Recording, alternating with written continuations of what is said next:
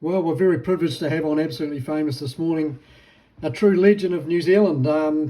This man, the great Mark Inglis, he lost both legs below his knees through frostbite climbing Aoraki Mount Cook. Was stuck up the mountain on a blizzard for 13 days with his climbing partner Phil Dool, and rather than let that limit his life, Mark has done some remarkable stuff and highlighted by climbing Mount Everest. He won a silver medal at the Paralympics in Sydney in 2000. He's a world-renowned winemaker, a business innovator, a trekking guide, motivational speaker. He's an officer of the New Zealand Order of Merit, and he's written 5 books. Mark, I'm worn out saying that. Congratulations on an amazing life so far. Oh, thanks. You've made me pretty tired this morning as well. You're struggling there at Hammer at the moment, the old pollen drop from the pine trees you were saying. Yeah, well, beautiful spring day here. There was like about a -2 frost and the sun's out. It's it's brilliant. I'm going for a fly in a helicopter this afternoon to look at some of our trails out in the wilderness out the back. But yeah, no, it's the pine trees that are dropping their pollen. So the eyes are gummed up, the nose is going. So it's the downside of living in paradise. Mark, I was going to, yeah, it's a beautiful place. I've been to Hamner many times. It's a wonderful place to visit and to live, no doubt. Mark, all these things you've achieved, what drives you? What drives you to be what you are? I mean, you're a humble, below the radar man, but there's obviously something in there that drives you pretty hard. Oh, I could probably be described as a 62-year-old attention deficit kid. So it's the I get bored easy, John. I'm the worst employee known to man, which is why I worked for myself for the last 20 odd years. So once I've done something, I'm always looking around to find something else, really. And if I've nailed something, if I haven't nailed it, I'll go back and try again. And once I've got it nailed, it's like, okay, what's next? So for me, it's always looking around. I would have been much better off if I'd just stayed at one career, I'm sure, but it probably would have also driven me mad. Would have been pretty boring too. And Mark, when you're stuck up, I know it's a long time ago now, but you stuck up Aoraki Mount Cook in 1982, and I think it was. And did you think you were going to die then? Was that a changing point in your whole life? No, not really. We're a really unique situation, which is why Phil and I survived, really. And it was that situation in that we were search and rescue mountaineers that, so we knew exactly what to do. We knew exactly what was happening.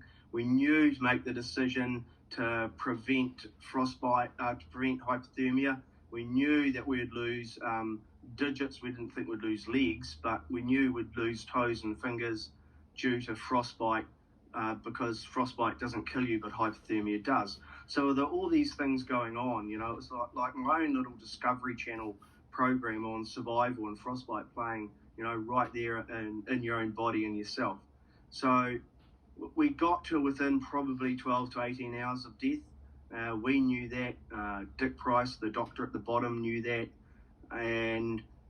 But by the same token, we only had to do one thing, and that was just to survive until we were rescued. After 5 days in that ice cave, we weren't capable of climbing out, and so our job for the rest of that time was just to survive. And having that focus is super important. It's when people's minds drift. It's when they don't have focus. That's when they die in those situations.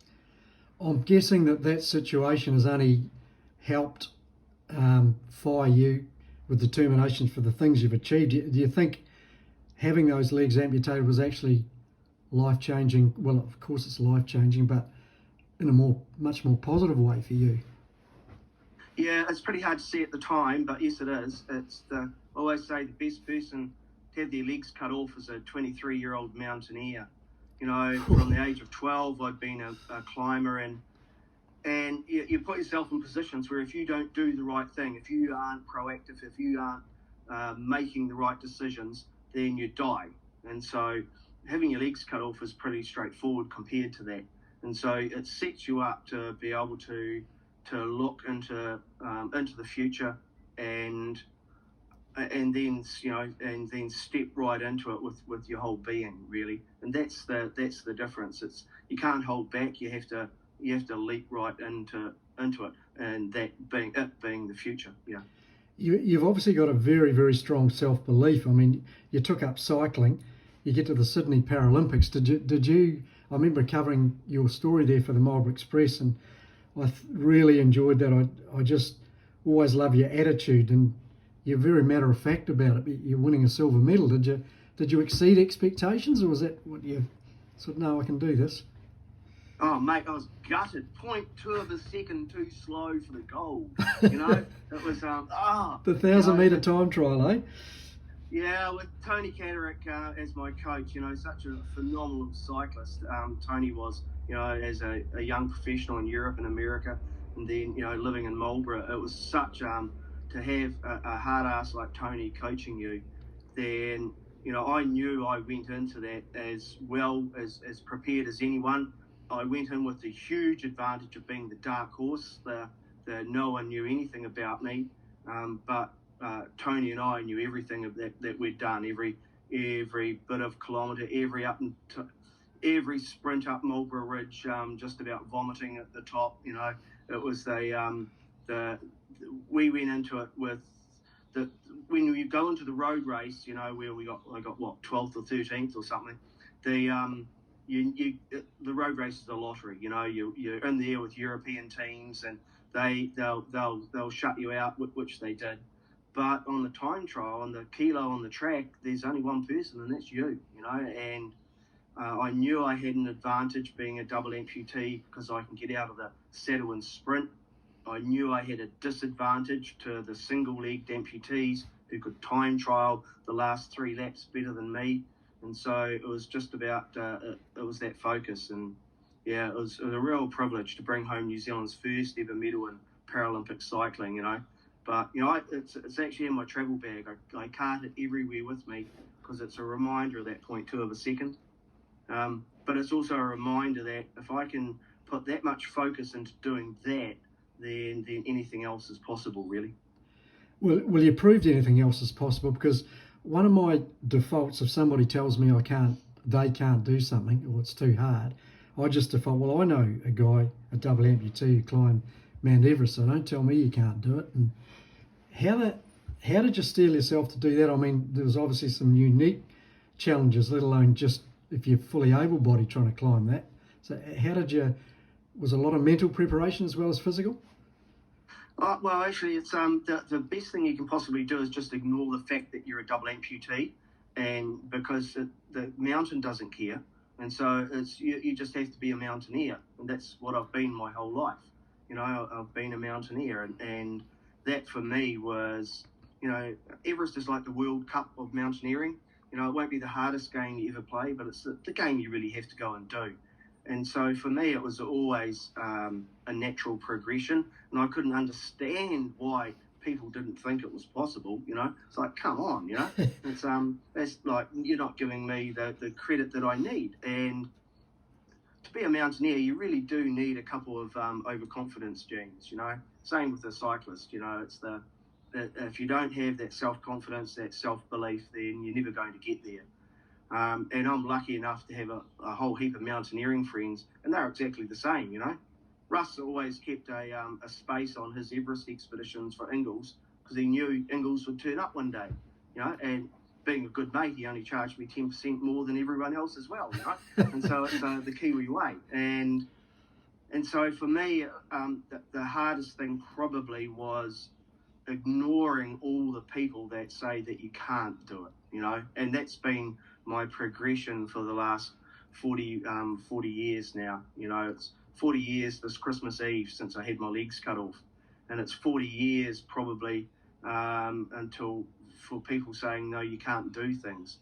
And so I'm doing a lot of work at the moment in inclusive tourism and in changing people's thinking around we shouldn't be making decisions for other people on what they can and can't do. We should be just creating the opportunity and letting them do it, and not building structures in place that stop people doing it. And that's a real change in thinking that people need to make. it's a thinking that you grow up with as a mountaineer, and so it's being just a bit bloody minded about it and just get on with it. Well, you've smashed down so many doors in that regard, and I know how I can only imagine how many people you've inspired. And back to the Everest expedition, it didn't go perfectly smoothly, didn't you? You broke one of your prosthetic legs.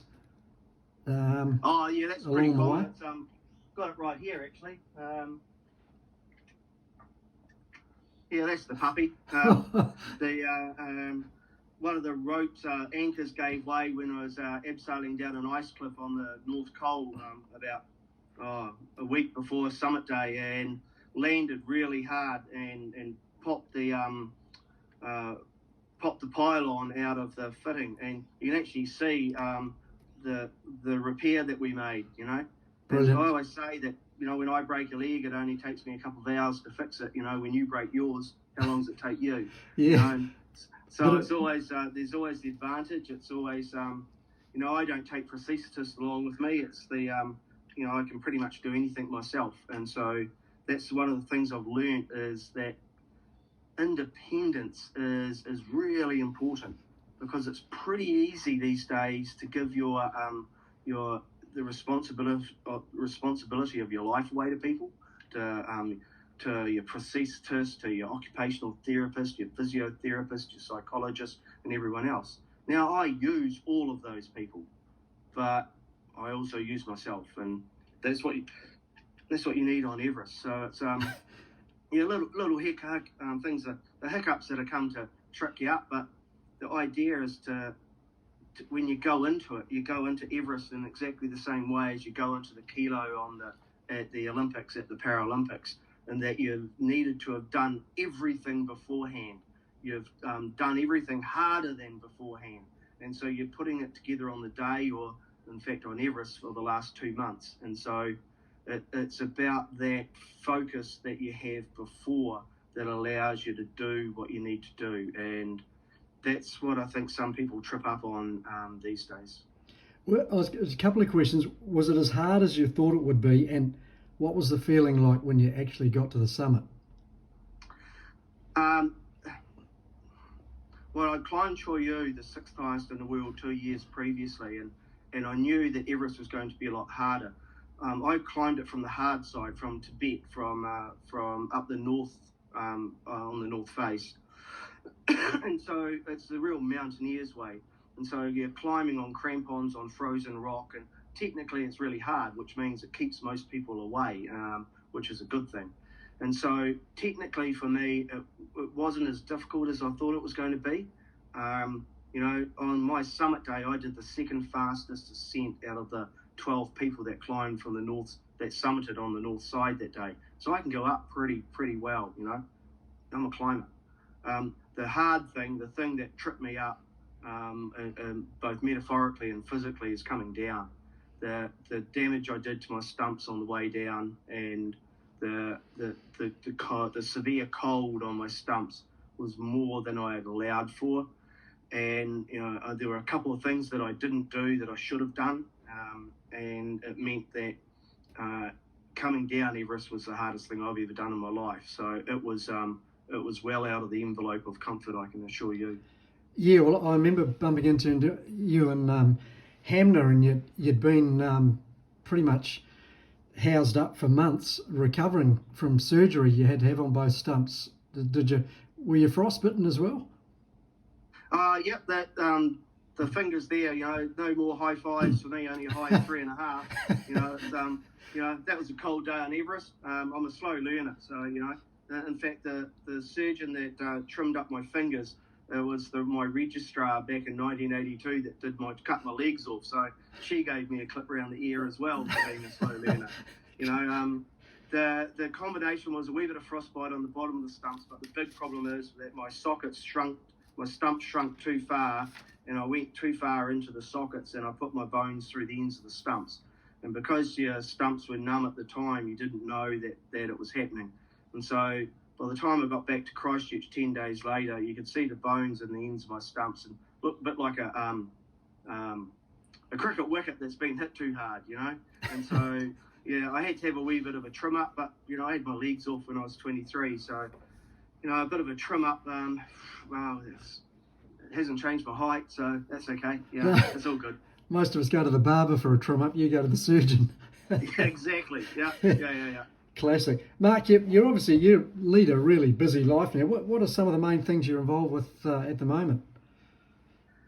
Well, I mean, when I was climbing, when I was cycling and climbing, I was a senior winemaker at Montana and Marlborough, and so I did that for 10 years. When I decided I wanted to do Everest, then, or I needed to do Everest, then you couldn't be the senior winemaker for one of the world leading wine companies at the same time.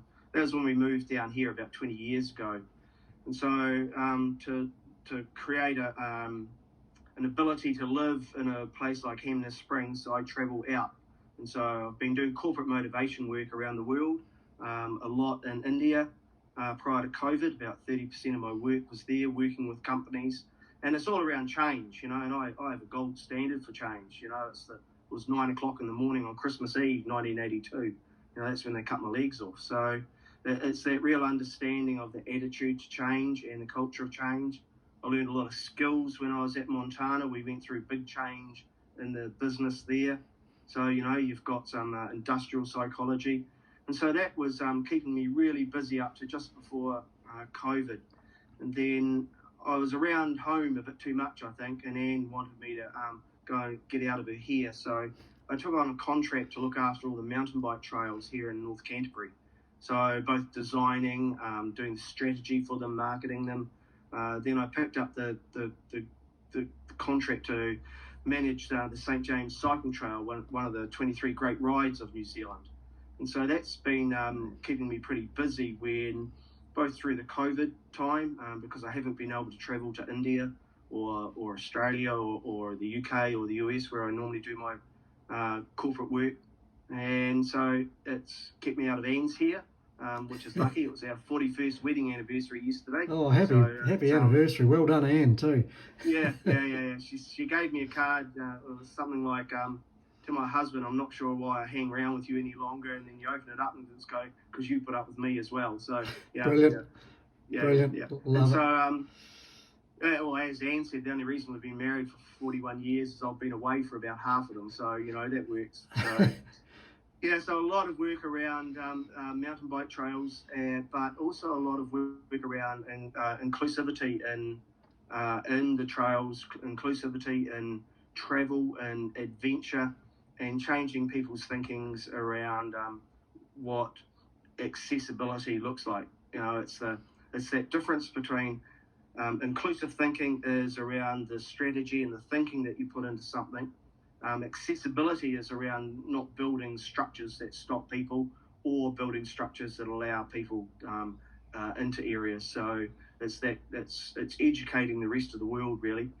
And then we have Limbs for All, a charity that we created around Everest time, and we have big projects in Nepal and in Cambodia. And so I'm back over there looking after those on a regular basis as well. Fantastic.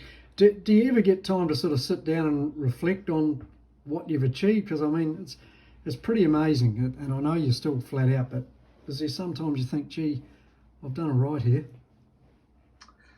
I'm sort of the personality that it's like, Jesus, I missed that opportunity. It's like, it's been... The thing I've actually learned is the big lesson in life I learned is that, and I think everyone can benefit from it, is to stand outside of yourself and look down and see yourself, and see yourself as others see you. Because if you can't do that, then you can't understand people's compliments and their criticisms. And for a long time, I couldn't do that. And so all I was hearing was compliments, and I took my foot off the gas, And it wasn't until I was senior winemaker at Montana and we learned some really great skills in industrial psychology that I was able to really put that into practice. And so when people give me a compliment or a criticism now, I go, I can understand how you see that. Sometimes I might want to change. Sometimes I just keep on going on. But it's allowed me to keep my foot on that accelerator of life, really, and not take the foot off because other people think you're doing well. most other people don't know what it's like to be a double amputee. I don't know what a double amputee can do, so I'm just going to keep on pushing. You're inspiring a lot of people. I guarantee that, and that must give you a lot of pride as well. The fact that you're able, through your own experiences, to help so many people. Yeah, but it's also those people that get on with life. I work with some incredibly what people would see as disabled people, especially in Cambodia and in Nepal. And when you see the smile on their face, them just getting on with life, they are the people that really give you the inspiration to come home and do even more. And so we can all take inspiration from a heap of people around us. We don't just need one. I carry my invisible man bag with me everywhere, and in it's got all those different people, and they all fit different situations, and that's what you need sometimes, because it's not an easy road. It hasn't been smooth. I've needed to go out and get some help occasionally, because it's just hit some real stumbling blocks, and no amount of positivity can get you over those. You actually need some skills and thinking, some skills and how to shut out some things in the past, and how to keep looking forward. So, and sometimes you actually need to go and get some professional help for that, and that's a really powerful thing, I think. Yeah, absolutely. Mark, it's been an absolute pleasure to catch up with you again, and once again I congratulate you for all you've achieved and what you continue to achieve, and we hope to talk soon, and have a wonder. I think you're flying today, eh? Did you say you're off in a plane, a helicopter somewhere?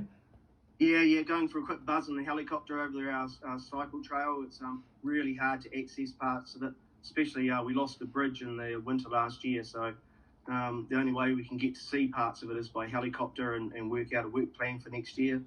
So it's the some of the highlights of your day, but then it's back on a plane and speaking with a whole bunch of teachers in Auckland tomorrow. So there's variety is the spice of life, and I'm lucky enough to have that. Say hi to the Stretch family. I know that many of them. Yeah, Tony's my colleague. Yep.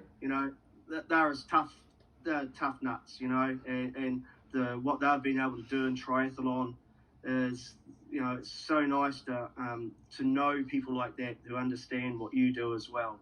So all good. Thanks, Mark. Much appreciated. All the best. Thanks, John.